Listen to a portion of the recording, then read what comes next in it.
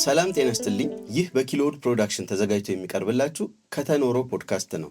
በከተኖሮ ፖድካስት እድሜያቸውን ሙሉ በተለያየ ሙያ ሲያገለግሉ የኖሩ አንጋፋ ሙያተኞችን ይዘንላችሁ እንቀርባለን። ታዲያ እነዚህ ሙያተኞች ካላቸው ሙያ ካላቸው ህይወት ውጣ ውረድ ስኬትና ከተለያዩ የህይወት ክፍሎቻቸው እየቆረሱ ያካፍሉናል። እኛም በብዙ እንማርበታለን። ለዛሬም ደግሞ በብዙ እንማርበታለን፣ ብዙ እናተርፍበታለን ብለን አንጋፋውን አርቲስት ስዩም አያኖን ወደዚህ ጋብዘንላቸዋል። አንጋፋው አርቲስት ስዩም አያኖ በስቴን ግላስ አርት ብቸኛው የሀገራችን ሙያተኛ ነው። ከሱ ጋር በብዙ ሀሳቦችና በብዙ አስተማሪ ነገሮች ላይ ሀሳቦችን እንከፋፈላለን። አብራችሁን ቆዩ፣ ታተርፉበታላችሁ። እሺ አርቲስት ስዩም አያኖ ጥሪያችንን ተቀብለ ወደዚህ ስለመጣህ በጣም እናመሰግናለን። እኔም በጣም አመሰግናለሁ። እሺ ከተኖሮ ፖድካስት ሰዎች አንጋፋ የሆኑ ሙያተኞችን እያመጣን የህይወት ክፍሎቻቸውን ለሌሎች ተተኪ ወጣቶች ለሌሎች ሰዎች እንዲያካፍሉ እንድንማማርበት ነውና የህይወት ክፍላችን ደግሞ የሚጀምረው ከልጅነት እንደመሆኑ መጠን ከልጅነት ታሪክ እንጀምር። ስዩም አያኖ የት ተወለደ? የት ሳደገ? እንዴት ነበር አስተዳደጉ? እስቲ ከዚህ እንነሳ። እኔ እንግዲህ የተወለድኩትም ያደግኩትም ወደ አሁን ፊት በር የሚባል አካባቢ ነው። ወደ ቤተ መንግስቱ ፊት ለፊት ያለ ሸራተን አሁን የተሰራበት ቦታ አጠቃላይ እስከታች እስከ አምባሳደር ቲያትር ድረስ ያ ቀጠና እዛ አካባቢ ላይ ነበር የተወለድኩት እና አልሞስት በዛ አካባቢ እስከ 6-7 ዓመት ኖሬያለሁ። ከልጅነቴ ጀምሮ ማለት ነው። ከአባቴ ጋር ነበር የምኖረው እና እሱም ወደ ህዝባዊ ኑሮ እድገት ሚኒስቴር ነበር የሚሰራው። ቀድሞ ግን ክብር ዘበኛ ነበር። የኮሪያ ዘማች ነው። ክብር ዘበኛ ነበር። በኋላ ግን ከኮሪያ ሲመለሱ ወደ ህዝባዊ ኑሮ እድገት ሚኒስቴር ፐርሶኔል ሆኖ እንደዚህ ይሰራ ነበርና ከሱ ጋር ነበር የምኖረው። የልጅነት ህይወት ታዲያ ምን ይመስል ነበረ? እንዴት ነበር ያልፍ የነበረው? የጨዋታው ጊዜ፣ ጓደኝነቱ በልጅነት እንዴት እንደነበረ እስቲ እናወራው። እኔ ልጅነት ትዝታዬ ላይ በዛ አካባቢ ያን ጊዜ ቦታው እንዳሁኑ አይነት አይደለም። አሁን ኦልሬዲ ዙሪያውን የታጠረና ፈራርሷል። በአብዛኛው አንድም ነገር የለም እና እንደዚህ ሜዳዎች ነበሩ። ቁልቁለት ከፍተኛ ከታች እስከ አሁን አብዮት አደባባይ እስከሚባለው ድረስ በአምባሳደር በኩል እንደዚህ ከላይ ወደ ታች ቁልቁለት ነው እና እዛ እየወረድን እየወጣን በቃ እንደዚህ አይነት ጨዋታ እናደርግ ነበር እና ግን በብዛት እኔ ከሌላ አይነት ጨዋታ ጋራ ብዙም እንትን የለኝም። ግን ልጆች ጋራ የምንሰራው የነበረው አካባቢው በብዛት በባህ ድንጋይ የተሞላ ነበርና እነዛ ባህ ድንጋዮች ለፈጠራ ስራ ያዘጋጁዋል እና እነሱን ቅርጻ ቅርጾችን እያወጣን እየሰራን እንስሳትም ሊሆን ይችላል፣ ቤት ምናምንም ሊሆን ይችላል። ዝም ብሎ የሚያስደስቱንን ነገሮች ከልጆች ጋር እንደዛ አይነት ቅርጾች እንሰራ ነበር። በጭቃም የተለያየ ነገር እንደዚህ አይነት ኤክስፐሪመንት እናደርግ ነበር። ይሄም እንግዲህ ያው በትርፉ ጊዜ ነው፣ ከትምህርት ቤቱ ውጪ ማለት ነው። እንደ ጨዋታ ማለት ነው። እንደ ጨዋታ ነው እና መማረውም ደግሞ አስፋውሰን ትምህርት ቤት ነበር። ካሳንቺስ ያለ አስፋውሰን ነበር መማረው። አልሞስት እዛ እስከ 4ኛ 5ኛ ድረስ ገደማ ተምሬያለሁ። የልጅነት አይነት ትዝታ ነው ያለኝ። የሚገርም ነው። ያን ያለ የልጅነት ህይወት ነው ዛሬ አድጎ አርቱ ላይ ትልልቅ ስራዎችን መስራት የጀመረው ማለት ነው። ስለዚህ ያለው ፋይዳ ቀላል አይደለም። እንደው በዛ ሰዓት እናንተ ከምትሰሯቸው መካከል አብረው የሚሰሩ ልጆች በዚህ ሙያ የቀጠሉ አሉ ወይስ አንተ ብቻ ነህ? በዚህ እንኳን በስዕል ሙያ የቀጠሉ ሰዎች አላውቅም። በሌላ ሙያ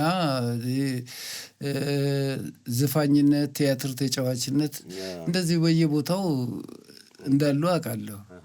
እነ ጸጋዬ ዘርፎ አንዱ ለምሳሌ ትዝ ከሚለኝ ነው።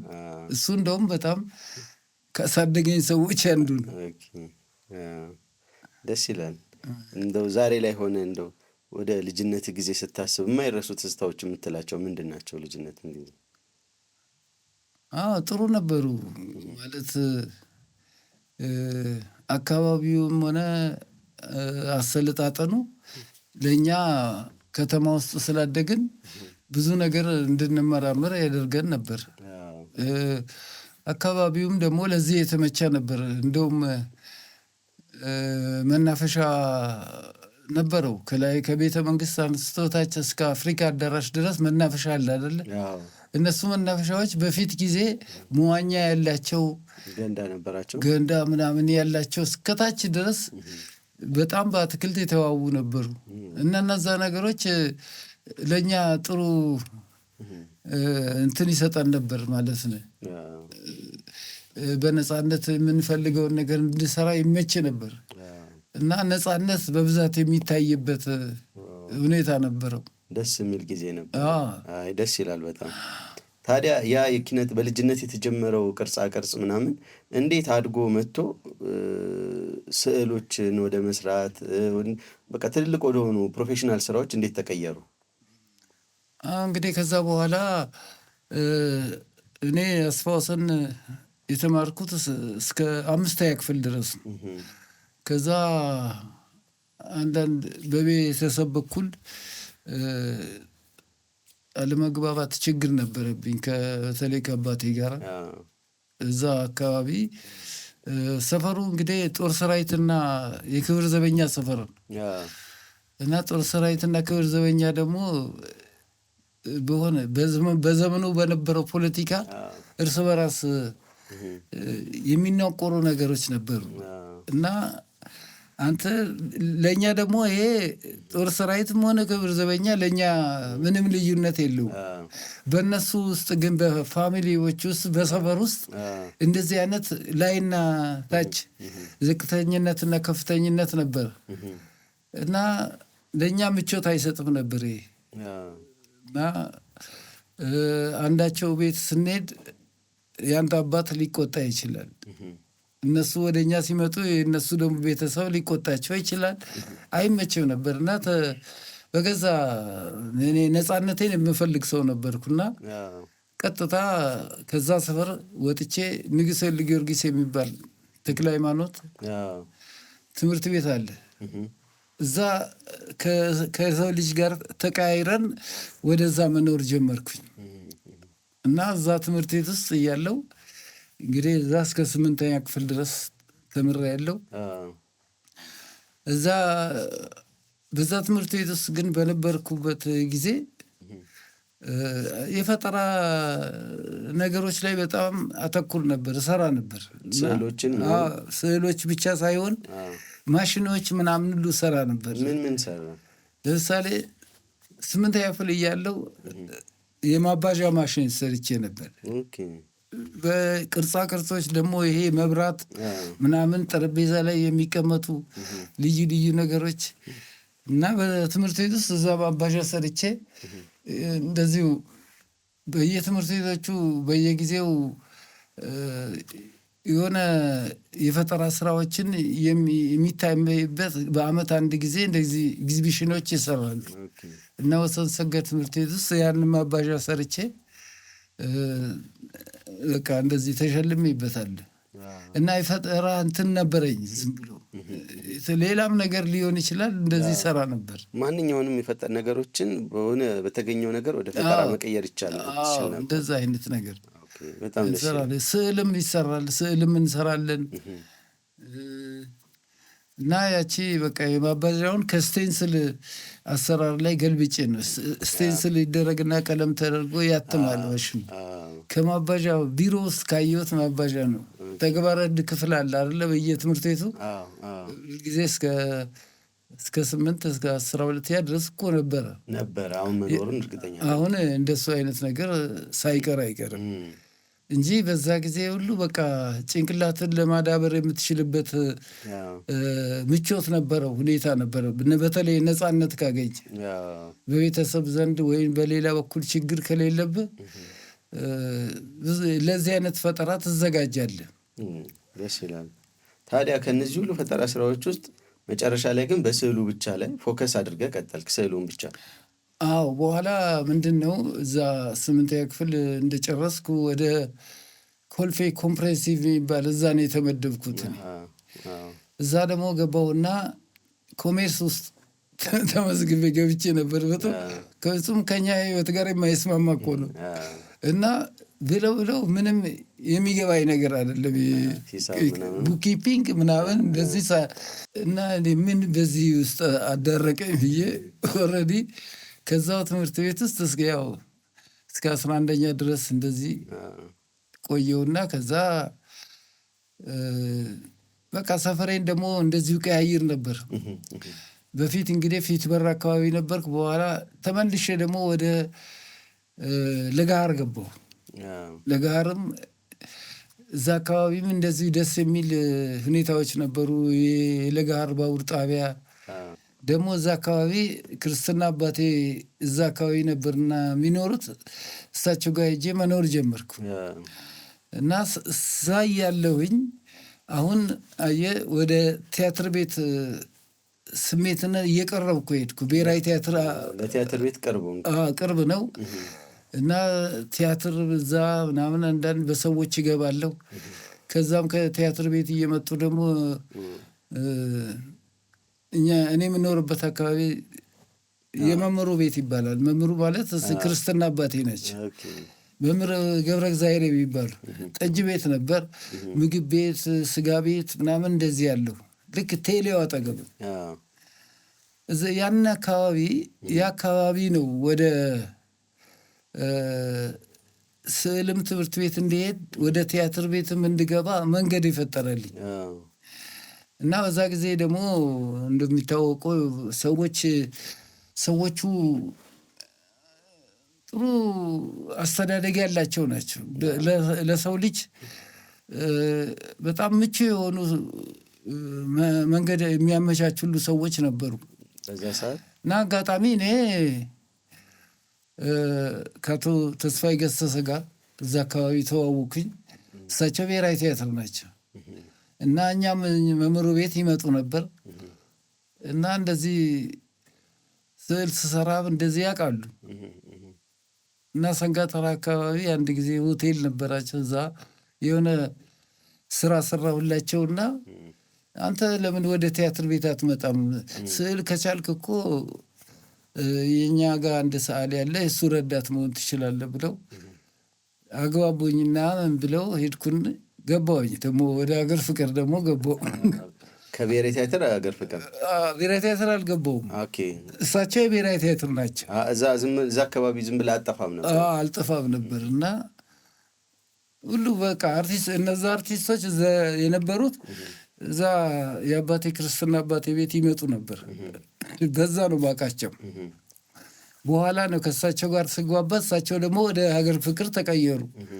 ሲቀየሩ እኔን እዛ በረዳት ሰዓሊነት እንድሰራ ቀጠሩኝ እና ከዛ ነው ሀገር ፍቅር መስራት የጀመርኩት ማለት ነው። እና የሀገር ፍቅር ቆይታ እንዴት ነበር? ከዛስ ደግሞ ከሀገር ፍቅር ነው መሰለኝ ወደ ትምህርት ቤት አርት ስኩል የገባው። እሱስ እንዴት ነበር የመማር እድሉን የሚያገኘው?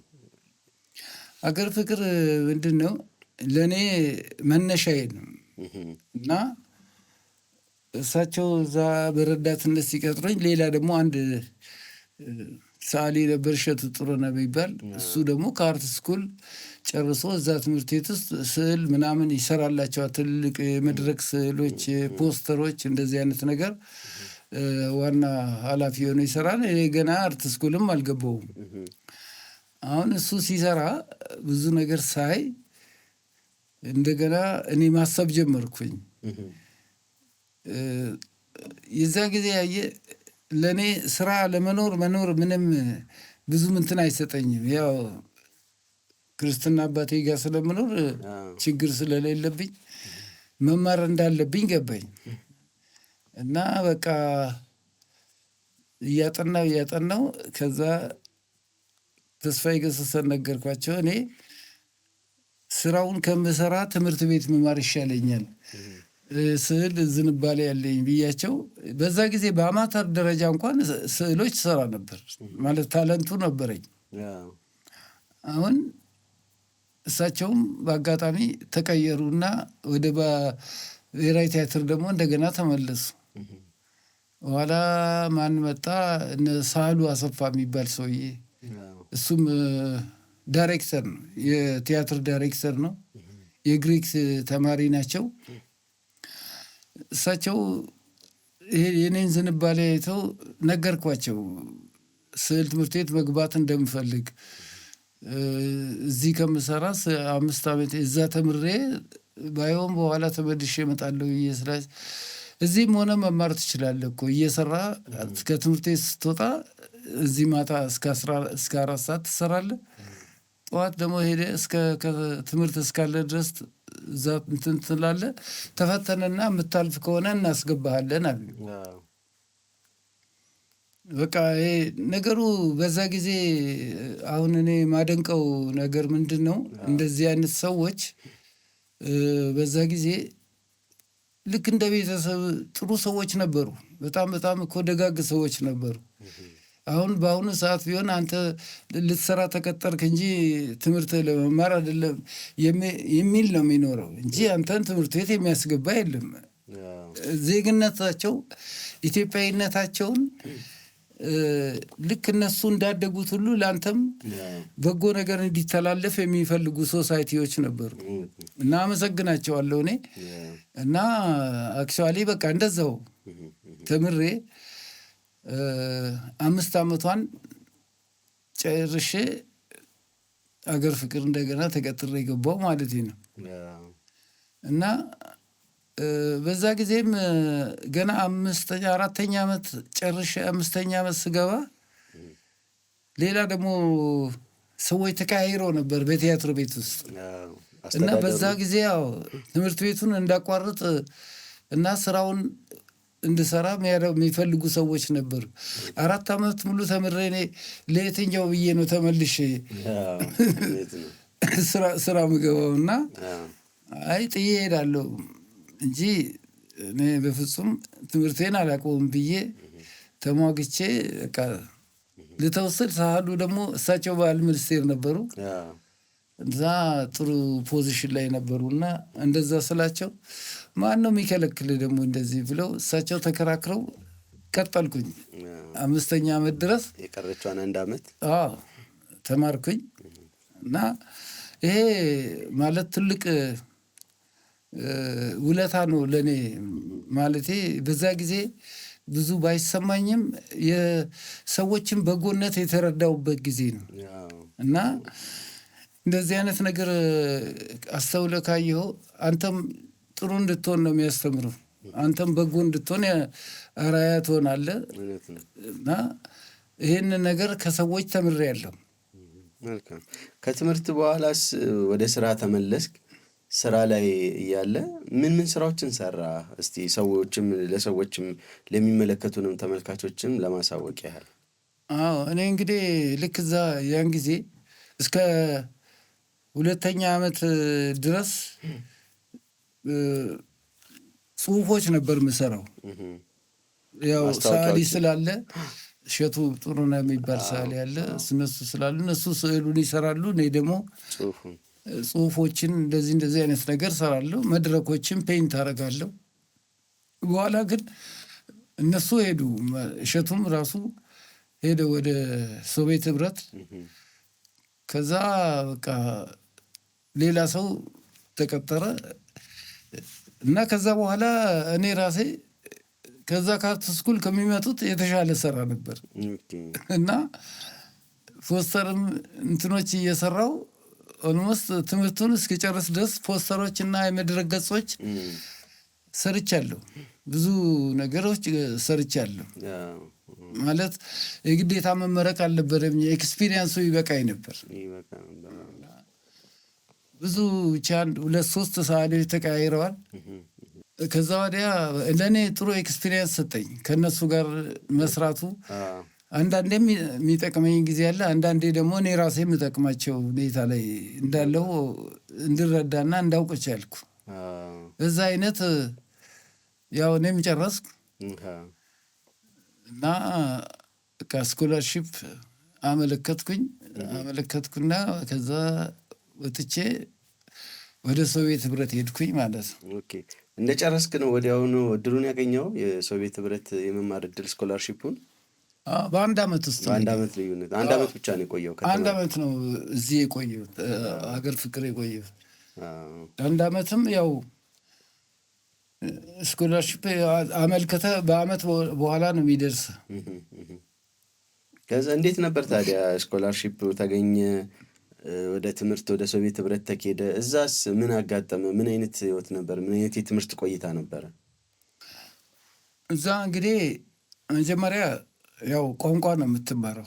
አንድ አመት ቋንቋ ትማራለህ፣ አካባቢህን ትቃኛለህ፣ ከሰዎች ጋር ኮሚኒኬሽን ትጀምራለህ። አንዱ አመት በአጠቃላይ የመለማመጃ ነው። እግረ መንገዱንም ስዕሎችም እንደዚህ ትፈተንበታል እና ቢያንስ 60-50 ተወዳዳሪ ሊኖር ይችላል ከተለያየ ሀገር ተማሪዎች።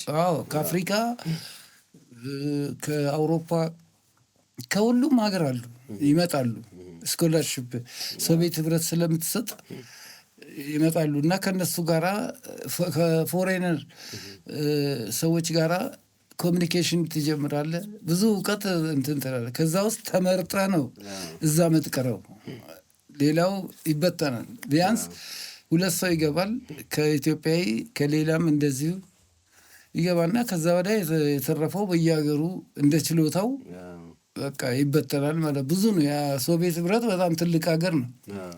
እነ ኡክራይና አሉ፣ እነ ኪቭ አለ፣ ሌኒንግራድ ምናምን ብዙ ክፍለ ሀገሮች ስላሉ ተበትነው ይሄዳሉ። ከዛ ትምህርትን 1ኛ አመት ብለህ ትጀምራለህ ማለት ነው። ከዛ በኋላ ነው ታዲያ አንተ ተመረጥክ መሰለኝ? እኔም ተመርጫለሁ። 2 ሰዎች ተመረጥን። ከሁለቱ አንዱ አንተ ነበር? ከሁለቱ አንዱ ነው የነበረ። በጣም የሚገርም እንትን ነበረ። ወደ 50-60 ይሆናሉ እንግዲህ ከተለያየ ሀገር።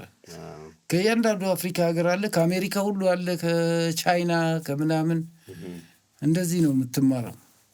ከዛ በኋላስ እንዴት ሆነ ታዲያ? ተመረጣችሁ ሁለታችሁ? ወደ ገባን እና ኦልሞስት እንግዲህ ከዛ በኋላ ነው ወደ ስፔሻላይዝድ የምታደርግበት የምትገባው። ምንድን ነው ከ1ኛ እስከ 3ኛ አመት መሰረታዊ ነገሮችን ታጠናለህ። ፔይንቲንግ አለ፣ ስካልፕቸር አለ፣ ምናምን የተለያየ ድሮይንግ አለ፣ የተለያየ ነገር ሁሉንም ነው የምትሞክረው። 3ኛ አመት ከደረስክ በኋላ ስፔሻላይዝ ታደርጋለህ። በምትመርጠው ፊልድ ውስጥ ነው የምትገባው እና እኔ እዛ በማጠናበት ጊዜ ፔይንቲንጉንም እዚህ ሀገር ተምሬዋለሁ። እዛም ሀገር 1-3 አመት ፔይንቲንግ ስርቻለሁ። ቅርጻ ቅርጽም እንሰራ ነበር። አሁን ለየት ያለ ነገር መማር ያለብኝ ይሄ ስቴንግላስ ግራፊቶ ይባላል፣ ሞዛይክ የሚሉት አለ። እነሱን ትማረና ከነሱ ውስጥ ስፔሻላይዝ ያደረግከውን መመረቂያ አድርገህ እንትን ትላለህ እና እዛ ክፍል ውስጥ ለመግባት ግን ይሄን ስፔሻላይዝድ ለማድረግ ብዙ ትግል አለብህ። ምንድነው የምትገባበት ፕሮፌሰር አንተን እንዲመርጠህ ያስፈልግሃል። እነሱ ደግሞ ይሄንን ሞኒሜንታል አርት የሚያዩበት መንገድ አላቸው። ምንድነው ወጪ አለው። ለምሳሌ ሞዛይክ ከሆነ የጠጠር የምናምን የብዙ ነገር ኤክስፔንስ አለው። ስቴንግላስ ከሆነ መስታወት አለ፣ ማይካ አለ፣ ምናምን ቀለሙ አለ፣ እንደዚሁ ኤክስፔንሲቭ። ፔይንቲንግ ስትማር ዘይት ቀለም ነው የሚያስፈልግ፣ ሌላ ምንም ድሮይንግ ምናምን ነው የምትሰራው እና እዛ ለመግባት በቃ ሰዎቹም አብዛኞቹ በዚህ ቦታ ላይ ያሉት ሂብሬዎች ናቸው። ሂብሬዎች ማለት እስራኤል ማለት ነው። ኢብራይስጥ ነው የሚሏቸው እንደዚህ እና እንደዚህ ስለሆኑ ይሄ ሰውዬ እኔን እንዲረዳኝ ለማድረግ በቃ ገና 3ኛ አመት ሳመለክት ነግሬዋለሁ። እኔ እንደዚሁ አባቴ የዕብራይስጥ አካባቢ ዘር ነውና እኔ እርሶ ጋር መማር የምፈልገው ለዚህ ነው አልኩት። እናንተ ታውቃለህ እንደ የኔን ኢብሬነት አለኝ። እኔ ሩስኪ እኮ ነኝ ምናምን አለ። ያው እንትን ሲል ከዛ እስቲ ቆይ ስራዎች ላይ ያለው አለ። በቃ እንደውም ምን አደረኩኝ፣ አንድ 25 ሳንቲ ነበረች የኢትዮጵያ ኃይለ ሥላሴ 25 ሳንቲ ሳይድ ቪው ከሪፖርትሬት ጋራ በግማሽ ሳይድ ነው ሳይድ ስታየው ይመስላል ልክ የእነሱን ቅርጽ የኃይለ ሥላሴ ቅርጽ አፍንጫ ያቀባመጥ የእነሱ አፍንጫቸውም ተለቅ ያለ ተለቅ ያለ እንደዛ ያንን አሳየዋቸው። እሳቸው የኔ ፋሚሊ ናቸው ብዬ ነገርኳቸው። አይ በቃ አሪፍ ነው በቃ ትገባለህ አሉኝ። 3ኛ ዓመት ስጨርስ ቀጥታ እዛ ክፍል ገባሁ ማለት ነው። የሚገርም ቻንስ ነው። የሚገርም እድል ነበር። በጣም ጥሩ ጊዜ ነበር። ከዛስ እንዴት ነው ትምህርቱን ተማርክ ጨረስክና ቀጥታ ወደ ኢትዮጵያ ነው የተመለስከው? አዎ እንግዲህ ያቺን 3 ዓመት ስማር አንድ ላይ 7 ዓመት እኮ ነው። አዎ አንዱ ቋንቋ ነው፣ 6ቱ ትምህርት ነው። 3 ማለት ነው። ከዛ በኋላ ወደ ብዙ ሀገር እየዞርኩ መጎብኘት ነበረብኝ።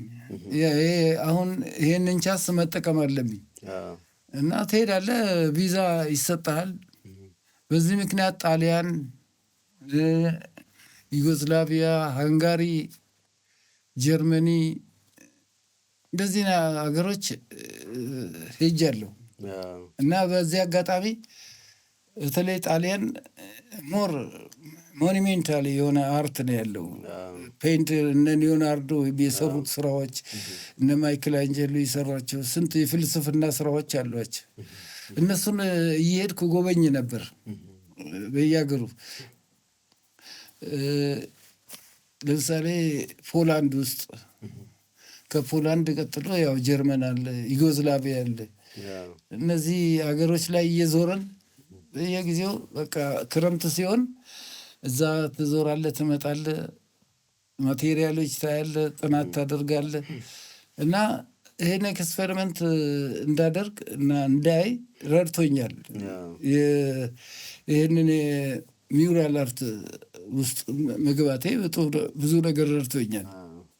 እንደዛ አሳልፌ ጨርሼ ነው መጨረሻ ወደ ሀገር የተመለስኩት ማለት ነው። በ83 ዓመተ ምህረት ልክ ኢህአዴግ በገባ ኦልሞስት በአመቱ ማለት ነው 84 ግድም። ስለዚህ ይህንን የብዙ ሀገራቶችን የአርት የስነ ጥበብ ውጤቶችን አይተሃል። ብዙ ልምድም ትምህርትም ቀላል አይደለም። እውቀት ይህን ያህል ጊዜ ቆይተህ ቀስሞ የመጣው ታዲያ እኛ ሀገር ስትመጣ ይህንን ሙያ ይህንን ልምድ የተማርከውን እውቀት የምታወጣበት ቦታ አገኘ? ምን አጋጠመ ስትመለስ? ከዛ ወዲያ እንግዲህ ይህንን ያንተን ሙያ በህዝቡ ውስጥ እንዲታወቅ ማድረግ አለብህ። ይሄ ደግሞ ያንተን ጥረት ይፈልጋል። እንደመጣሁ እንግዲህ ያው 1 ዓመት አገር ፍቅር መሄድ አይቀርም። እንደዚሁ አርት ስኩልም የተለያየ ቦታ ሄዳለሁ። ከዛ በኋላ በቃ ይሄ ሚውራል ሞኒሜንታል የሆነ ነገር ለመስራት የመጀመሪያ የገጠመኝ ስራ የማህሙድ ቤት ከራራ ሎጅ ይባል ነበር። ከራራ ሎጅ የሚባል ሆቴል ነበር እዛ አካባቢ። እዛ በደበበ እሸቱ አስተዋዋቂነት ለማህሙድ ናይት ክለቡን በቃ ዲዛይን ያደረኩት 11 ወንደርስ ምናምን በሚል የኢትዮጵያን ታሪክ በፈረሶች የሚጋለብበት ናይት ክለብ ነው የሰራሁት። ምናልባት ፒክቸሩ አለ እና ያ የመጀመሪያ ስራዬ ነበር እና እንደውም ብዙ ሰው ነው በቃ ያደነቀው እና ያ አንድ የሚውራል ስራ ችሎታዬ ማሳያ ሆነ፣ አሪፍ ማስታወሻ ሆነ ማለት ነው። እና ከዛ ቀጥዬ ነው ቀስ ብዬ እንግዲህ መልሼ እንደገና ሀገር ፍቅር ተቀጠርኩ። ከአመት በኋላ ማለት ነው። ከመጣሁ በኋላ እና በዛ ጊዜ ያው ገብቼ የቲያትር እንደተለመደው ቲያትር ፖስተር ይሰራሉ፣ ዲዛይኖች እንደዚህ እንደተለመደው እንደ ቀልቦ ማለት ነው። እና አሁን እኔ እንግዲህ ያለኝን እውቀት የማሳይበት አንድ የሆነ መንገድ መፍጠር ነበረብኝ እና አጋጣሚ ሆኖ የ1990 አካባቢ ማለት ነው እድሳት ይሰራ ነበር። ሀገር ፍቅር ይደረግ ነበር እና የሀገር ፍቅር ሲታደስ ያንን እድሳት ከሚሰሩት ውስጥ አንዱ አርክቴክት ሚካኤል ሽፈራው ነበር። ሚካኤል ሽፈራው ማለት አንዳንድ ደራሲም ነው አርክቴክትም ነው። እና ቤቱ በሚታደስበት ጊዜ ዝቋላ ኮንስትራክሽን ነበር የያዘውና በኮንስትራክሽኑ በኩል ሀሳብ አቀረብኩኝ ለሚካኤል ሽፈራው። ይሄ ቤት መጋዘን ነው የሚመስለው ቅርጹ እና ይሄን መጋዘናዊ ስሜት ሚውራል በሆነ መንገድ በአራት ማዕዘን ቅርጽ ሰርተነው ሌላ ሼፕ ሰርተነው የድሮ ቤትነቱን ለማየት የመጋዘንነቱን ስሜት በነጭ እብነበረድ አስቀርተን መስታወቶቹን ደግሞ በስቴን ግላስ እንድንሰራቸው ሀሳብ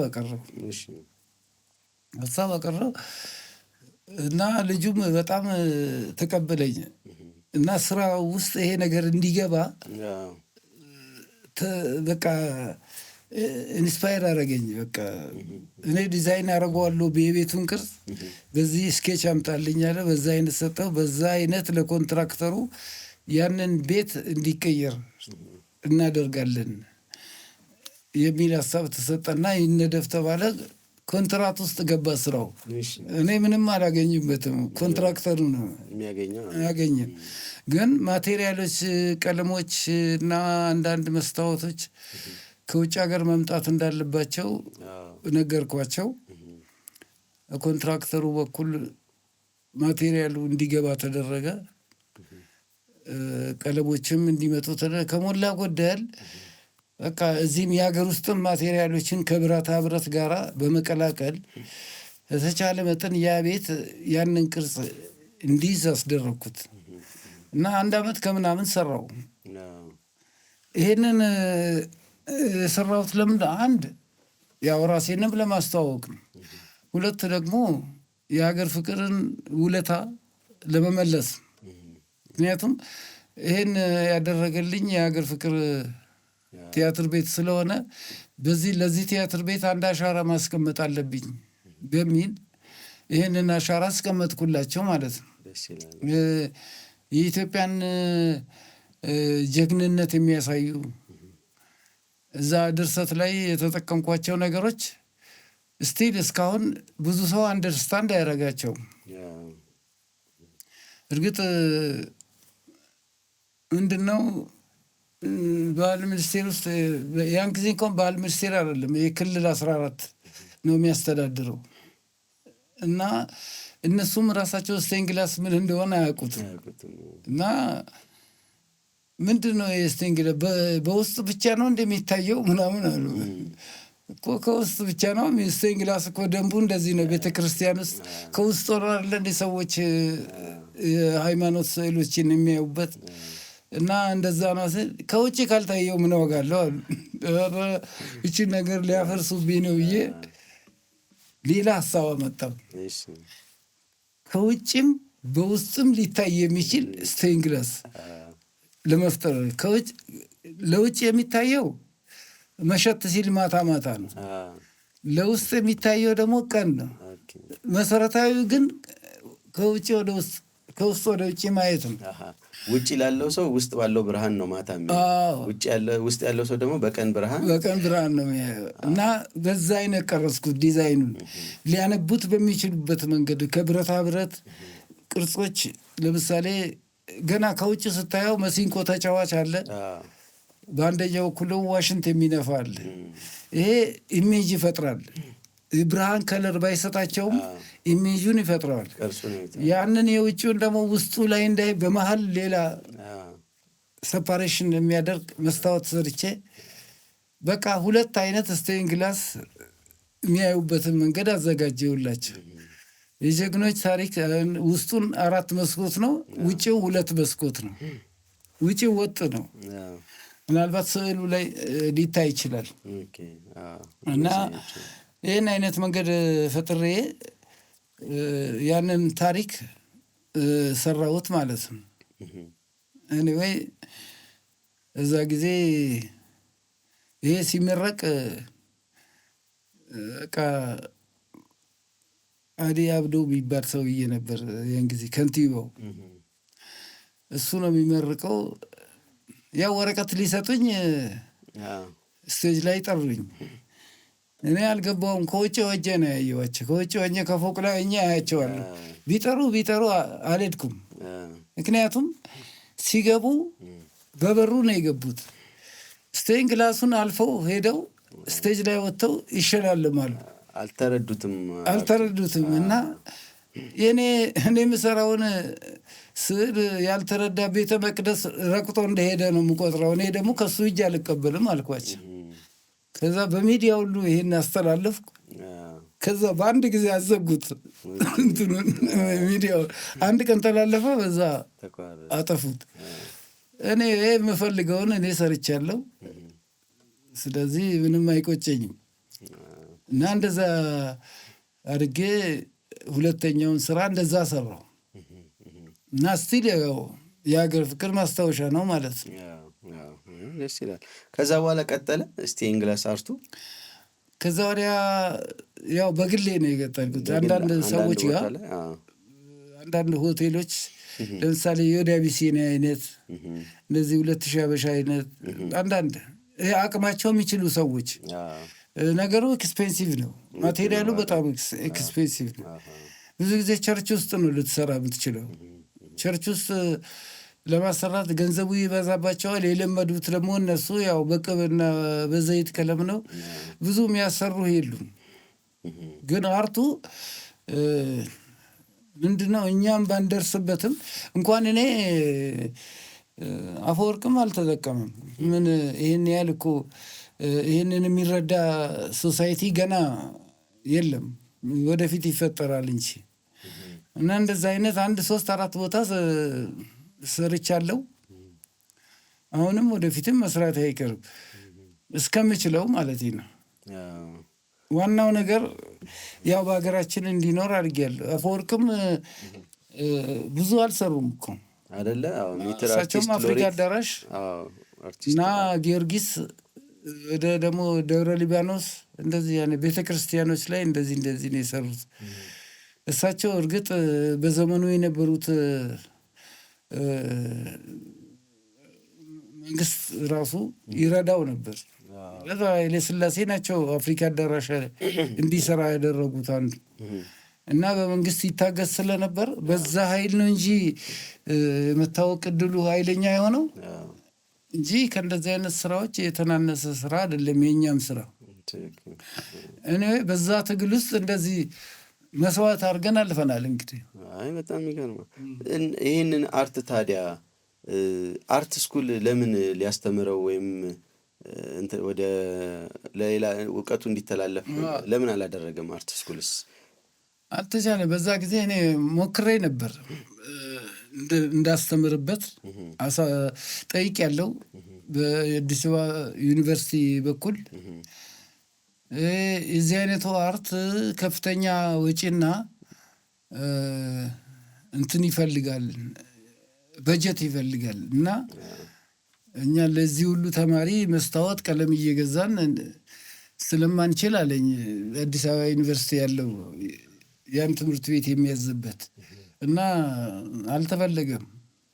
ስላልተፈለገ ያው እንደዚሁ እስካሁን ድረስ ምናልባት የሞዛይክ ምናምን አስተማሪዎች አሉ፣ ሞዛይክ ምናምን ይሰራሉ። ስቴን ግላስ ግን እስካሁን የተሞከረ ነገር የለውም። ግን እውቀቱ ደግሞ መተላለፍ በመሰረቱ ህዝባችን መማር ነበረበት። ምንድን ነው ለዚህ ተብሎ እኮ አንድ ዲፓርትሜንት መፍጠር ይቻላል። አሁን ይሄንን ቦታ የሚያሳስብና የሚታገልለት ሰው ያስፈልጋል። አለዛ በየት በኩል ሊያድግ ይችላል? እንግዲህ ጊዜውን ጠብቆ ወደፊት ምናልባት ለውጥ ልናገኝ እንችላለን ብዬ አስባለሁ። ባይታይም ብዙ ሀገር ላይ እንደዚህ አይነት ጥበባት ሳያድጉ ተበድለው ሰውም ሳይማራቸው ብዙ ያልታዩ ነገሮች አሉ። በተለይ አፍሪካ ውስጥ አስቸጋሪ ነው፣ በጣም አስቸጋሪ ነው። እሺ ተመልካቾቻችን ከአፍታ ቆይታ በኋላ እንመለሳለን። ሼር፣ ላይክ፣ ሰብስክራይብ እያደረጋችሁ ቆይቱ። እስከዛው መልካም ቆይታ።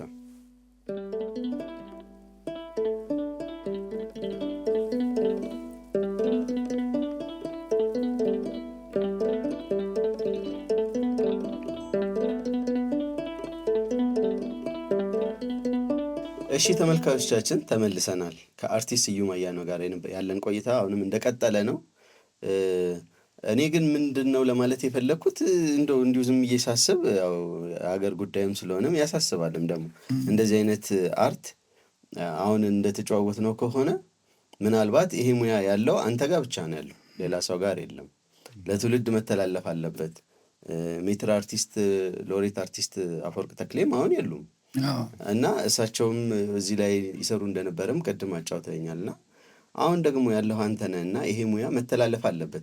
ታዲያ አሁን አርት ስኩል መንግስት እንደ መንግስት የራሱን ሚና መጫወት አለበት። ሌሎችም ባለድርሻ ደግሞ ሊያደርጉት የሚገባም ነገርም ካለ ደግሞ እጃቸውን መክተት አለባቸው ብዬ አስባለሁ። እና በዚህ ጉዳይ ላይ አንተ ምን ትላለህ? ይሄንን አርት ለሌላው በማስተላለፍ ጉዳይ። በመሰረቱ አፈወርቅ ተክሌ እሳቸው በዘመኑ እንግዲህ ያው እንደነገርኩ የገዢው መደብ እድል ሰጥቷቸው በዓለም ላይ እንዲታወቁ የእሳቸውን ስቴን ክላስ በአፍሪካ አዳራሽ አሰርቷል። እዚህ ደግሞ እኛ ደግሞ በራሳችን መንገድ ደግሞ እንደዚሁ በኢትዮጵያ እንዲተዋወቅ የተሻለን ሙከራ አድርገናል እና ግን ወደፊት ይሄ ነገር በኢንስቲትዩት መልክ ስፔሻሊ ሚውራል አርት የተባለው በሙሉ ሞዛይክም አለ፣ ስቴን ግላስ አለ፣ ስግራፊቶ፣ ብዙ አይነት ነገሮች አሉ፣ ብዙ አይነት የዲዛይን አሰራሮች አሉ እና እነዚህ ነገሮች በአንድ ኢንስቲትዩሽን መልክ ቢዘጋጁና ተማሪዎች በዚህ በኩል እየተማሩ ቢወጡ አገሪቷ ትልቅ የውበት እንትን ታገኛለች። የፈጠራውም እየቆየ እያደገ ሄደና ከፍተኛ ደረጃ ላይ ይደርሳል እና ይሄንን ነው የምመኘው እንጂ እኛ በግላችን ይሄን ያህል ለማሳደግ ምንችልበት የለም። አንድ ኢንስቲትዩሽን እስከሌለ ድረስ ይሄ ነገር ሊያደገ ሊመጣ አይችልም እና ምናልባት ይሄ ነገር ወደፊት ይሄን አይነት ቻንስ ሊያገኝ ይችላል ብዬ አስባለሁ። ምናልባት እኔም ተስፋ አደርጋለሁ የሚመለከተው ክፍል ደግሞ ይሄን አይቶ አንድ ነገር ያደርጋል ብለን እናስባለን። ከዛ ወደ አርቱ ገባ፣ ወደ ፔንቲንጉ ገባ ማለት ነው። ከዛ ወደ ፔንቲንግ ገባው። ፔንቲንጎች ነው የምሰራው እና anyway በዚሁ በአገር ፍቅር እንትን ውስጥ ወደ እንትንም የገባውበት አለ፣ ወደ ፊልም ስራዎች እሱንም ላነሳልህ ነበር እና ቢያንስ 3-4 ሰርቻለሁ። ግን በጣም ኢምፖርታንቶቹ አንዱ የኃይሌ ገሪማ ጤዛ የሚለው ፊልም ነው። ሁለተኛው ደግሞ ማንዴላስ ገን የሚል የደቡብ አፍሪካ የማንዴላን ታሪክ እዚህ መጥተው ሲሰሩ እኔም የአርቱ ዳይሬክተር ሆኜ ሰርቻለሁ እና ምንድን ነበር የሰራው? አሁን ለምሳሌ ማንዴላስ ገን ላይ እንደ አርት ዳይሬክተር ምን ነበር ያንተ ኃላፊነት? ምንድን ነው አርት ዳይሬክተር ማለት ከዚህ እኛ ከምንሰራው ፔይንቲንግ እና ስቴን ግላስ ይለያል። አርት ዳይሬክተር ማለት ዳይሬክተሩ ፊልሙን እንደሚያዘጋጀው ሁሉ ዳይሬክት እንደሚያደርገው ሁሉ የአርት ዳይሬክተሩ ደግሞ በዘመኑ ይሄ ፊልም በመቼ ዘመን እንደሆነ የሚያመለክቱ ነገሮችን ይሰራል። ለምሳሌ አሁን የማንዴላ ላይ የሰራነው ስራ ምንድን ነው? ማንዴላ እዚህ በነበረበት ጊዜ ይኖርበት የነበረው ቤት ነበር። እዛ ቤት ውስጥ ሆኖ እንግሊዞች በሌላ በእጅ አዙር ለማስገደል ሞክረውት የጠነሰሱት ሴራ ነበርና የዛ ሴራ ታሪክ ነው እና ያንን ቤቱን እንግዲህ አንተ ነው የምትሰራው ማለት ነው። በዛ ዘመን የነበረ ቤት ጊዜውን እንዲመስል ጊዜውን ራሱ እንዲያሳስት እንኳን አያስፈልግም እና በዛ ዘመን እንዴት አድርገው እሱን ለመግደል እንደሞከሩና በኋላ ያ ነገር እዚህም ጣይቱ ሆቴልም ተሰርቷል። ጣይቱ ሆቴል ውስጥ ነበር የተሸረበው እና ማንዴላን አስገድለው በቃ እንትን ለማጥፋት ነበር የሞከሩት። በኋላ በዘመኑ ያው ስለተነቃባቸው ማንዴላን እና ኃይለሥላሴ በሌላ መንገድ እንዲወጣና በሱዳን በምናምን አድርጎ መልሶ እዛው ደቡብ አፍሪካ እንዲገባ አደረጉት። ይሄንን ታሪክ ነው እንግዲህ እዛ ላይ ብትሰራው ያን ቤት በዘመኑ የነበረውን ቤት የእስር ቤቱን ሁኔታ የቢሮዎቹ አቀማመጥ ሰፈሩን ኤሪያውን በሙሉ ልክ እንደ ፊክቸር አድርገህ የምትሰራላቸው እና ሲገቡም ሲወጡም ከዛ ቤት የሚወጡ ነው የሚመስሉት። እንደዚህ አይነት ነው የፊልም ላይ ይህንን ይለያል ማለት ነው። እንትን ላይ ግን ጤዛ ላይ ግን የሆነ ታሪክ ሰምቼ ጤዛ ላይ ደግሞ ያው ኃይሌ ገሪማ የኢትዮጵያን ታሪክ በኢትዮጵያ ታሪክ ላይ ነው። በዛ ጊዜ አንዳንድ እንትኖች ነበሩ፣ በቃ የተለያዩ ስርዓቶች አልነበሩም። እሱ ትንሽ አብስትራክት አድርጓት ነው ያቀረባት። ጎንደርና አዲስ አበባ ነበር ቀረጻው።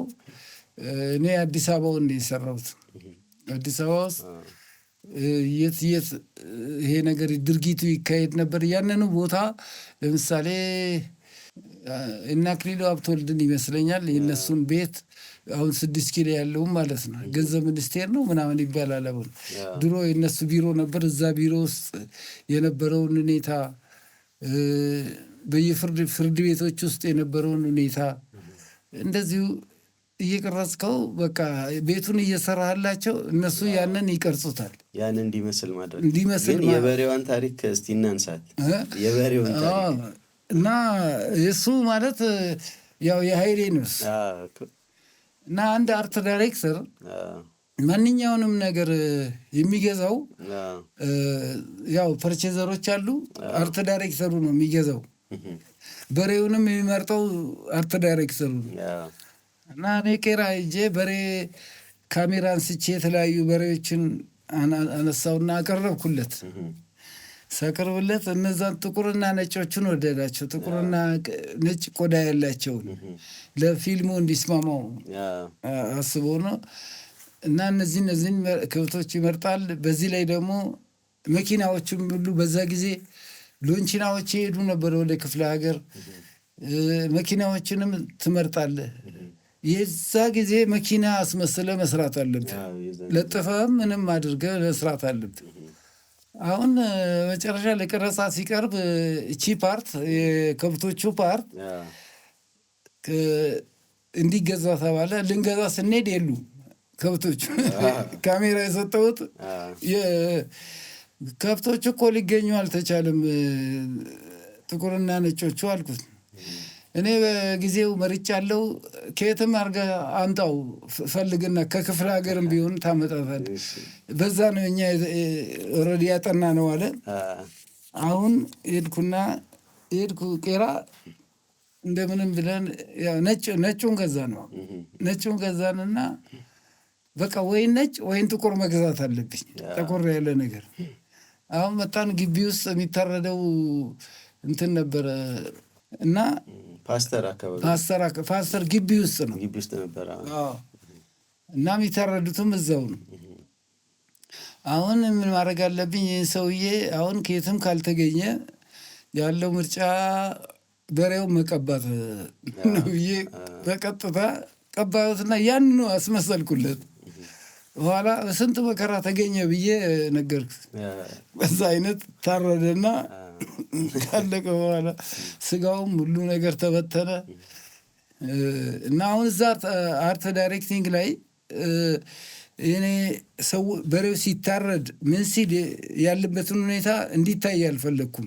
በነጭ ጨርቅ ተሸፍኖ ትራንስፓረንት ነው፣ እዛ ውስጥ ይታረዳል በሬው።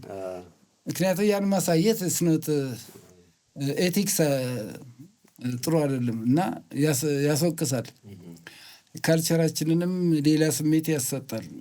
ከዛ በኋላ ተቀርጾ ካለፈ በኋላ አገኘን። አንተ እና ያንን በሬ ቀብታችሁት አይደለ ያመጣችሁት? እንደዚህ ታዲያ እንዴት እናድርገው ታዲያ? በሬው ከጠፋ ምን ላድርገው አልኩት። እኔ ብቻ እኔ ያልተቀየምኩበትም ግን ለምን አትነግሩኝም ነበር አለ። ለምን ከነገርኩህማ ትጠለዋለህ መጀመሪያውኑ ብዬ አስረዳሁት። እኔ በዛች በቃ ትንሽ ቅያሜ ፈጥሮ ነበር፣ ግን ሀሳብ ፈጠራችን ወደደው። በዛ አይነት ተስማምተን ፊልም ተቀረጸ፣ አለቀ። እነዚህ ትልልቅ ፊልሞች ናቸው ደግሞ በጣም ሌላው ማስተማሪያ የሚሆኑ ራሱ አስተማሪ ነገር። ምክንያቱም እንደዚሁ ነው። አሁን ለምሳሌ ሎንችናዎቹ በጊዜው ሎንችና በኃይለ ሥላሴ ጊዜ የነበሩት ሎንችናዎች፣ በቅርብም ጊዜ የነበሩት ሎንችናዎች ያው ተመሳሳይ ነው። እነዚህ ሚኒባስ ምናምን የሚባሉት የመጡት እኮ አሁን ያን ጊዜ ሎንችናው ነው። ሎንችናው ቀለም ይቀባል፣ ከስሩ እንደ ባንዲራ ቀለም ይቀባል ምናምን። ልክ የዛን ጊዜ ያስመስለህ ትሰራዋለህ። ክፍለ ሀገር ላይ ሲሄድ የድሮ መኪና ይመስላል። እና አርት ዳይሬክተሩ ያንን ነገር ሁሉ ነው የሚሰራው፣ መሳሳት የለበትም። የጠቅላይ ሚኒስትር ቢሮ ለምሳሌ ስናዘጋጅ ጠረጴዛ ላይ የሚቀመጡት ነገሮች፣ የሚሰቀለው ካሌንደር ምናምኑ፣ ግድግዳ ላይ ያለው ሁሉ ያንን ጊዜ ሊያስታውስ ያስፈልጋል እንጂ የአሁኑን ዘመን እንዲያመጣ አያስፈልግም። ኢቭን መሬቱ ራሱ በዛ ጊዜ የነበረው ጣውላው እንዴት ፖሊሽ ይደረግ እንደሆነና ካሜራው ከስር ወደ ላይ ከላይ ወደ ታች ይቀርጻል እና አንድም ነገር እንዲስት አያስፈልግም። እና አርት ዳይሬክተር ብዙ ነገር ይሰራል። ትልቅ ኃላፊነት ነው። ትልቅ ኃላፊነት፣ ዘመኑን ጊዜውን ሁሉን በደንብ የሚያስመስለው በደንብ አስመስለ ነው የምትሰራው። ይሄ ምንድነው የጠቀመን እንግዲህ ከቲያትር ላይ ነው ሀሳቡን እያሳደግኩ የመጣሁት። ከዛ ወዲያ ራሱም ደግሞ ይረዳኝ ነበር። ኃይሌ ገሪማ ያንተ ስራ ምንድን ነው፣ የሌሎቹ ስራ ምንድን ነው እያለ በደንብ በቃ እና በዛ ጊዜ አንድ ጊዜ ከገጠመኝ ነገር የአብዮት አደባባይ የማርክስ ኤንግልስ ሌኒን ስዕል ይሰቀል ነበር በእንትን ጊዜ በእነ መንግስቱ ኃይለማርያም ጊዜ ማለት ነው። እና ያ ነገር ያ ታሪክ ያንንም ጊዜ ያሳያል። እና ከጊዮን ሆቴል ውስጥ ሆነው ካሜራ ሲቀርጸው በጫካ ውስጥ አድርጎ ይታያል። ያንን የሚያክል ነገር ሁሉ ግዴታ በዛ አይነት ሁኔታ ማሰራት ያስፈልግ ነበርና እንደዛ ሁሉ አድርገው ተሰርቷል። ከጊዮን የተቀረጸ ነው እና አርት ዳይሬክቲንግ እዚህ ላይ ብዙ እንትን ይሰጣል። በምን ተሰራ ግን? እንዴት አድርጋችሁ ሰራችሁት? ያኔ ስክሪኑን በጨርቅ ላይ ነው አቡጀዴ በአቡጀዴ ተደርጎ ተሰቀለ። ከርቀት ሲሆን ይመስላል ይበሰብሳል። ስንት እኮ ወደ 10 ሜትር ምናምን እኮ ነው፣ ወደ ጎን 10 ሜትር በ5 ሜትር እንደዚህ ትልቅ ነው በጣም። እሱ ራሱ መስሪያ ቦታ ይፈልጋል። ሰይጣን ቤት ነው የተሰራው፣ ሜጋ ማለት ነው። እና ያን ጊዜ ያ ሲሰቀል የተሰቀለበት ጊዜ ማለት የደርግ ጊዜ አይደለም፣ በቅርብ ጊዜ ነው። እና ዘጠናዎቹ ላይ ነው መልሶ ሶሻሊዝምን እንደገና ሊያመጡት ነው ማለት ነው ብሎ ሰው ሁሉ በቃ ወሬ ተወርቶ ብታይ ፖሊሶች ሁሉ መጡ። ማን ነው እንደዚህ አሉ። ግን ፍቃድ ተጠይቆ ነበር መሰለኝ። ፍቃድ ተጠይቋል።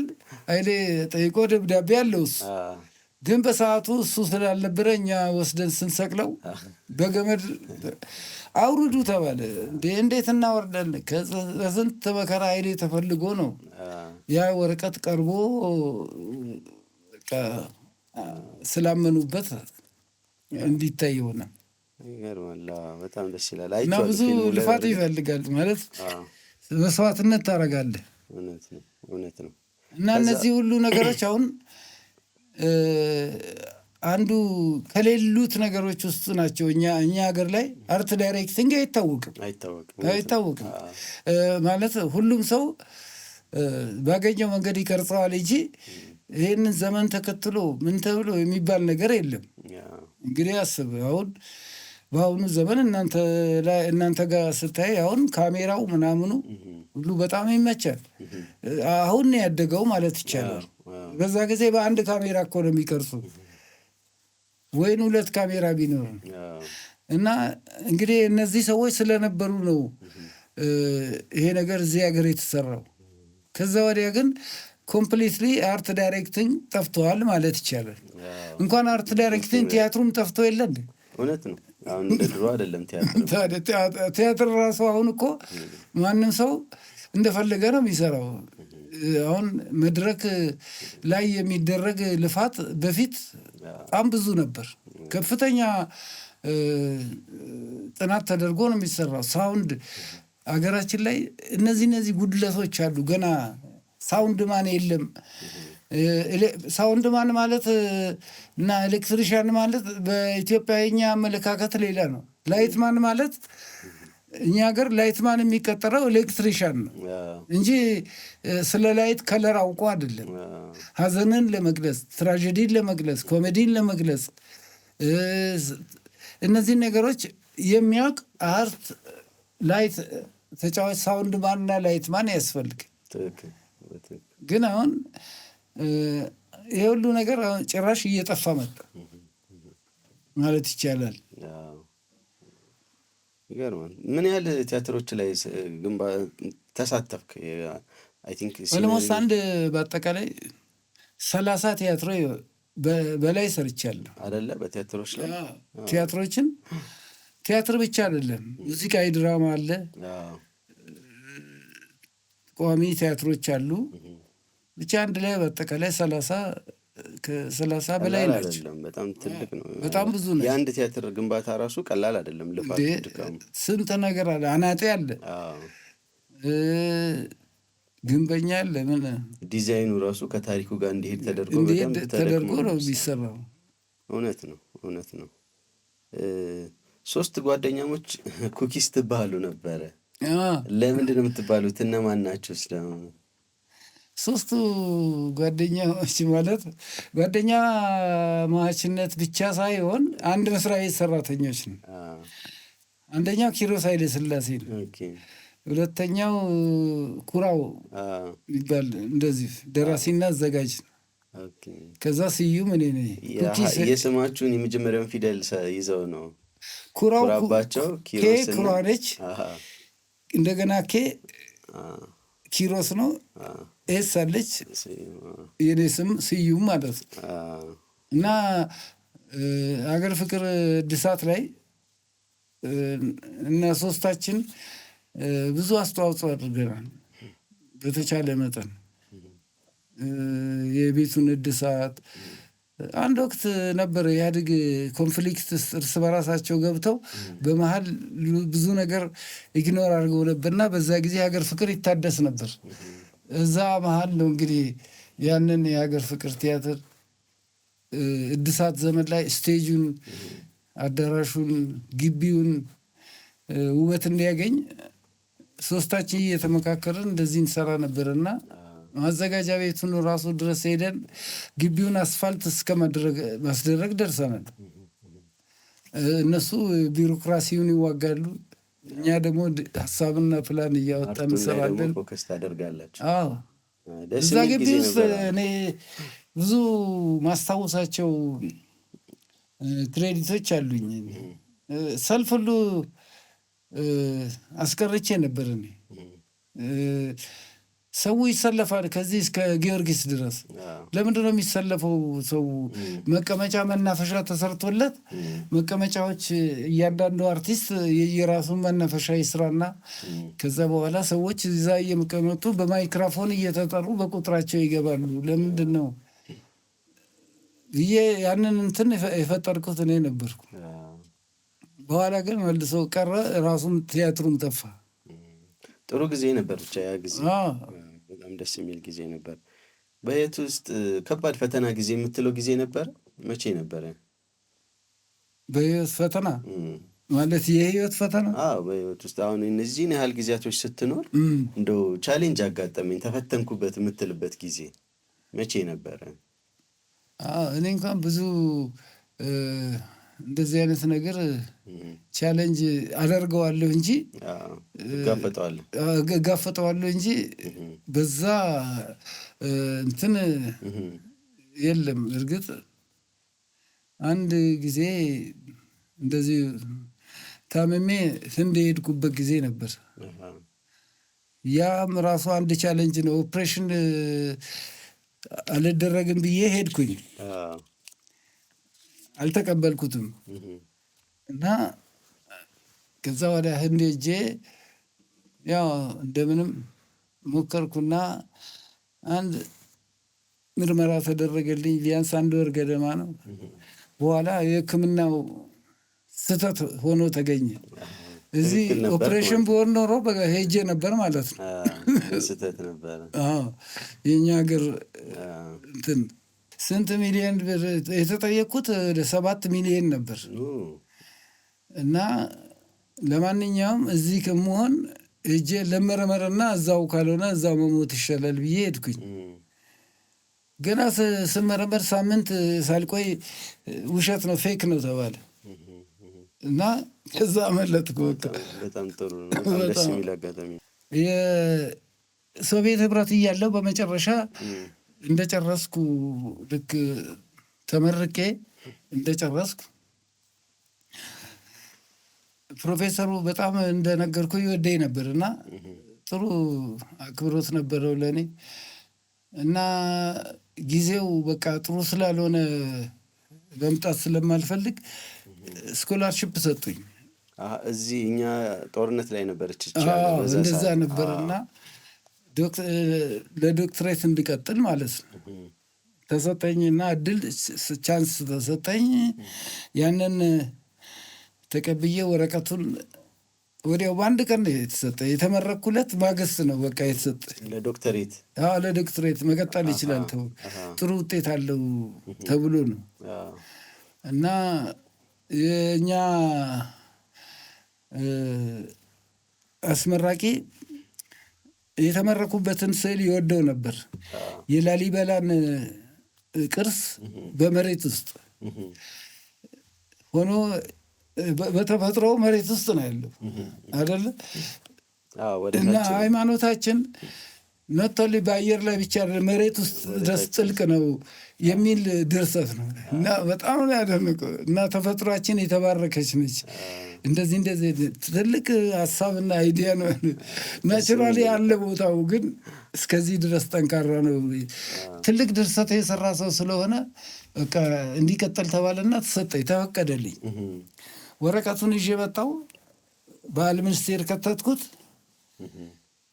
በቃ አሁን ስማቸውን እንኳን መጥቀስ ማልፈልጋቸው ሰዎች ወሰዱ ወረቀቱን። ከዛ ወረቀቱን ደብዛውን አጠፉት። ባህል ሚኒስቴር አፕሩቭ ማድረግ ይጠበቅበት ነበር ለመቀጠል። ባህል ሚኒስቴር ነው የሚፈቅደው። አምባሳደሩ ይፈቅዳል። የላኛው የራሻው ያለው አምባሳደር እሱ ደግሞ ደብዳቤ አብሮ እዛ ላይ ይፈርምልሃል። ያንተ ዲግሪ ላይ መፈረም አለበት። ያንን ይዤ መጣሁ። ወሰዱት፣ አጠፉት። በቃ 1 ዓመት በቃ ስላፋ 6 ወር ምናምን ሞከርኩና ይሄ የማይሆን ነገር ስለሆነ በቃ ተውኩት። እኔ ምንም ያነሰኝ እውቀት የለም፣ ግን ምናልባት ያችን ዘመን ማር ሌላ ደግሞ ነገር ለመፍጠር እድል አገኝ ነበር ብዬ አስባለሁ። እውነት ነው። እና ለነሱ ብዬ ደግሞ እኔ ለምን ጠፋለሁ? ሰው ብዙ የሶቪየት ህብረት ውስጥ ብዙ ሰው እኮ ጠፍቷል አይደል? በዚህ ሄደው በዛ ይቀሩ አሉ። ይጠፋሉ። ለምን መሰለ? ተጽዕኖው ነው። ለዛ ብለህ አንተ ሀገር ጥለት ትሄዳለህ። ብዙ ሰዎች ተምረው መጨረስ ሲገባቸው ከኢትዮጵያ በስተቀር የትም ሀገር መሄድ አትችልም ተብሎ ፓስፖርታቸው ላይ እየተመታ እዛው የቀለጡ ሰዎች አሉ እና በየት በኩል አድርገው ደግሞ ይሄዱ ወደ ሌላ እኔ አሁን እያወቅኩት ኦልሬዲ አስመታውበት። ምክንያቱም 4ኛ ዓመት ላይ ነው የተወሰነብኝ ይሄ ነገር። ግን ያው ጨርሼ መጣሁ 6 ዓመቴ። አሁን በየት ደግሞ መንገድ ጠራጊ ነበር ሆነ እዛው ቀለም ጠራጊ ሳይሆን ዘመኑም ራቀ ጊዜውም ትንሽ አለ። ህይወት እንደዚህ ነች። ያው ግን በዛም ነገር ሳይያዙ ደግሞ መቀጠልም ደግሞ ቀላል ነገር አይደለም፣ ያስተምራል። ይሄም በህይወቴ ውስጥ የተፈጠሩ ስህተቶች አሉ ብለህ የምታስበው ነገር አለ? ምናልባት እኔ ሰርቼዋለሁ እንደው እድሉን ባገኝና ወደኋላ ብመለስ ይሄን ባስተካክለው ብለህ የምትለውስ ነገር አለ? አዎ ለነገሩ ምን መሰለህ፣ አርት ላይ በአንድ ጊዜ የምታመጣው አይደለም፣ አጥንተህ ነው የምትሰራው። አልብተህ ኮምፖዚሽን ሁሉ ነገር ከምን አንጻር ብለህ የምትሰራው እና በጊዜው ስህተት ተብሎ ቢመስልህም ምናልባት ሰው ስላልደረሰበት ሊሆን ይችላል እንጂ ሀሳብህ ጥናት ተደርጎበት ነው እና እንደዚህ የሚከሽፍ ነገር አይደለም። አንድ ሰው አንድ ደራሲ ድርሰት ሲጽፍ ቢያንስ 4፣ 5፣ 6 ወር ዓመትም ሊሆን ይችላል እና ያስ ጥናት ተቀባይነት ባያገኝ በህዝብ ውስጥ ስህተት ነው ተብሎ አይታለፍም። በዘመኑ ስህተት ሊሆን ይችላል ተብሎ ሊገመት ይችላል። በኋላ ግን ደግሞ ትክክለኛ ነው ተብሎ የሚደነቅበት ሁኔታ ይመጣል። አንዳንድ የጥበብ ስራዎች ከዘመን ቀድሞ የሚሰሩ ስራዎች በትውልድ አሁን ጸጋዬ ገብረመድኅን ይሄን ሁሉ የለፋበትን ዘመን በሆነ ግጥም ነው ድራሹን ያጠፋዋል። ምን ብዬ ምን ሳደርግ እያለ የሚቆጭበት አለች አንድ እና እንደዛ አይነት ነገር ነው እና ብዙም እኔ ግድ የለኝ። ዋናው ነገር ስራው ጥበቡ በትክክል ሀሳብ ይግለጽ እንጂ ሰው ባይረዳውም የሆነ ጊዜ ደግሞ የሚረዳው ትውልድ ይነሳል። ትውልድ ይመጣል። አሁን ያንን የተናቀ የሚመስል ነገር በኋላ ደግሞ በጣም የሚደነቅ ሊሆን ይችላል። አይታወቅም። ስኬት ለአንተ ምንድን ነው? ስኬት ማለት የምትሰራውን ስራ የምትሰራውን ፔይንቲንግ የምትሰራውን ማንኛውንም ነገር በትክክል ካለቀልህና አሪፍ ቻንስ አግኘ ከሰራኸው ይሄ ትልቅ ስኬት ነው። በቃ ሌላ በህይወት ላይ የሚመጣው ነገር ከምትሰራው ስራ አይበልጥም። ድህነት የታወቀ ነው፣ ሁሌም አለ። እንደ ማንኛውም ሰዎች ቢኖረን ደስ ይለናል፣ ከሌለ ግን ስኬት አይደለም። አሁን ያንተ ጥበብ የሀገሪቷ ሁኔታ እንጂ ባደጉ ሀገራቶች ውስጥ አንተን አስከብሮ ትልቅ ቦታ ላይ የሚያስቀምጥ ሙያ ነው ነበረ። ከሰራሃቸው ስራዎች ውስጥ አሳካዋቸው ይህን በማድረጌ ለእኔ ስኬት ነው ብለህ የምትለው ስራ አለ አይደል? አለኝ። እነሱን ትንሽ እናወራቸውና ይመስለኛል አብዛኛው ስራ እንደዛ ነው። አብዛኛው እንደዛ ነው። እኔ አሁን የሀገር ፍቅር ስራ መስራቴ በጣም ያስደስተኛል። ምክንያቱም አንደኛ ራሴን በጣም ያረከኛል። ለምንድን ነው? ዕዳ ነው የከፈልኩበት። ዕዳዬን ከፈልኩ ማለት ነው። አስተማሩኝ፣ እኔ ደግሞ ህዝቡን እንዲማርበት ይህን እንዲመለከተው አደረግኩት። ይሄ ምንጊዜም ቋሚ ነው እና ምንም አይቆጨኝም እስከዛሬ። ከጊዜ ጋር የተቀየረ ሀሳብ የለም። በፊት የምታስበው ሀሳብ አሁን የሆነ ጊዜ ላይ ሲመጣ አይ ልክ አልነበርኩም፣ አሁን እንዲህ ነው መሆን ያለበት ብለህ ያልከው ነገር አለ? የለም። መልካም። እንደው በየቀኑ ሳላደርገው የማላልፈው የምትለው የየቀን ተግባር ምንድን ነው?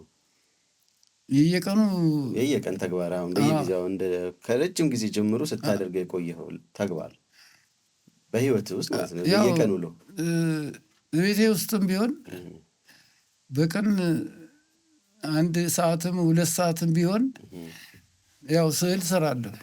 በረዥም ጊዜ የሚያልቅ ስራዎች እሰራለሁ እና እንደዚሁ ማሳለፍበት ቀን የለኝም እና አንድ ቀን ቢያልፍ በቃ የሆነ ነገር የቀረብኝ ነው የሚመስለኝ እና እዚህ ላይ በጣም ደስ ይላል።